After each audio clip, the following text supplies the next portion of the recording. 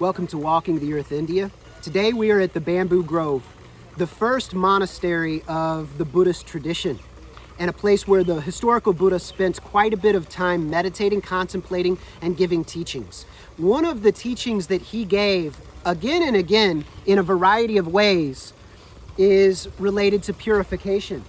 And you'll notice here we have our geese friends, and they're cleaning their feathers and grooming, and so they're purifying themselves, so to speak, and saying hello. And so purification, from the Buddha's perspective, it's similar to in the Islamic tradition, the tradition of tazkiyah, which is also connected to zakat. So it's the purification of the body, of the mind, of the heart, of the wealth. It can be used holistically to purify every area of life. In Buddhism, it serves a similar purpose. Oftentimes when Muslims are doing comparative religion, my understanding is they're not necessarily looking at Buddhism correctly to do a proper compare and contrast. They are often looking at, it doesn't believe in God. And so it's like that's the starting and ending point, is this concept of God or Allah. Whereas a more easily approached way of doing compare and contrast from my perspective would be to look at Buddhism as a tazkiyah tradition. And through it's a purification of one's ethics, morals, and manners, and a purification of one's body, one's mind, one's heart. Although some of those words, we'd have to look around to try to find the best connecting points. So besides the purification and the ethical dimensions, those are connecting points. And you could also look at, because we could say that Buddhism is a truth-seeking tradition, and so is Islam. One of the names of Allah is Al-Haq, the truth. And so that's another point of comparison, perhaps, if we were going to compare the two great traditions, these two world religions, these two ways of life. You could compare the beautiful names and then the connecting points within the Buddhist tradition.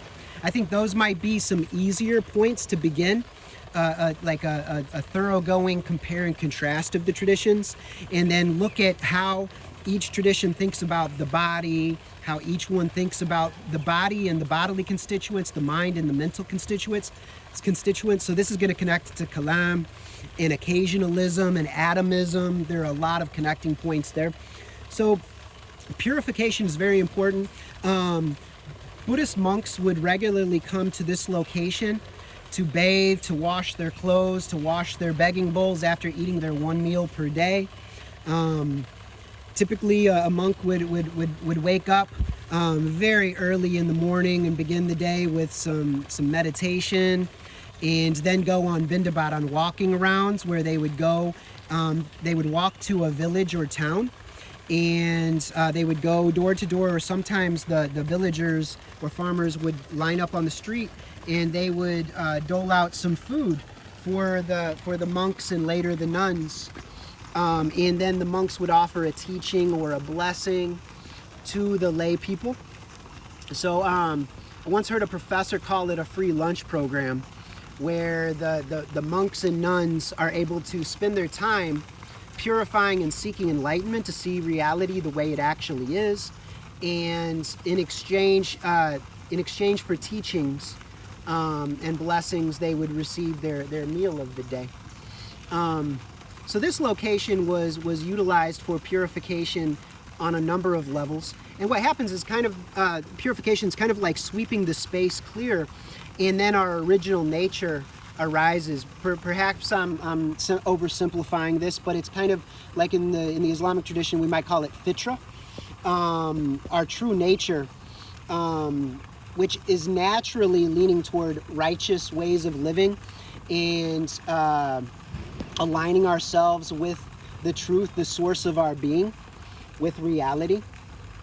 So anyway, so you sweep the space clear and engage in the practices, and it gets into areas connected to what the Sufi psychological manuals would call the ahwal and the maqamat, the states and the stations.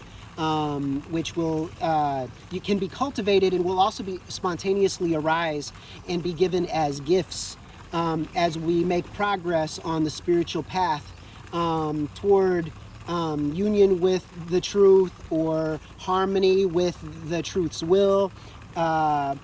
However it's perceived, because it has a number of different perceptions and understandings within the Islamic world.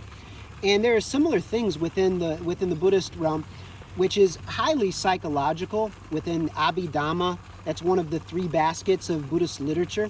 Within the Abhidhamma, it's very psychological, very high level. And it would be interesting to see, compare and contrast between the classical Sufi manuals, which are generally, to a certain extent, psychological manuals, to compare them with Abhidhamma, which is also interesting because Abhidhamma was very, very important up in Central Asia, in Khorasan and Bactria, in these areas that transitioned along the Silk Road from South Asia into Central Asia, and hence into China and like that was along the land Silk Road. So anyway, that would be an interesting compare and contrast to look at the Abhidhamma and the Sufi psychological manuals. One of the main difficulties with that, of course, would be linguistic, because the Abhidhamma literature in the Theravada school survived in Pali in fairly complete form, is my understanding. And then within the Sarvastivadin school, within the Sarvastivadin school of, it was one of the original schools, there's still quite a bit of it existing in the literature of China, Japan, Korea, and in the Vinaya, the monastic rules, the monastic code of the Vajrayana, including the Tibetan and Mongol traditions. They still practice in that, and they have the Abhidhamma. So the literatures would be in Pali, in Sanskrit, I think Sogdian, Tocharian, Chinese, Japanese, Korean. So just to access the psychological materials of the Buddhist tradition as starting points, you'd need to have tremendous language knowledge or linguistic knowledge. And then from the Islamic world, you'd have to have knowledge of Arabic and Farsi, and perhaps Ottoman Turkish, classical Turkish, and maybe some other Turkic dialects from Central Asia. And then later Urdu. So you'd still, like, it would take tremendous linguistic skill. The people who would be ideally suited to this would be people who already have a background in Hindi and in Urdu, so Hindustani. If they have the academic credentials and the linguistic know-how, then they've got easier access to a lot of the ancient languages like Pali and Sanskritic, because of their starting point. So let me see here. So anyway, I'll go ahead and draw this one to a close. But I just wanted to just say that the purification tradition is very, very important within Buddha Dhamma or Buddha Dharma, as well as within the Islamic tradition. And we can look at both. Oftentimes people think about the purification traditions purely in a limited sense of the purification of the mind or the purification of the heart in an Islamic context, for instance. But I tend to think about it as being a more holistic process that would include the purification and cleansing of one's body, one's clothing, one's environment even. So cleanliness, kind of an ethical hygiene, a spiritual hygiene, a holistic hygiene. So that's what these guys down here are doing, some version of that. We've got some beautiful fish swimming in this nice little pond, which is a direct descendant of the original pond that the Buddha and his disciples would have bathed here. They would have sat around meditating. So let's go ahead and take a little walk around the park and get to know it a little bit better. Peace to the geese.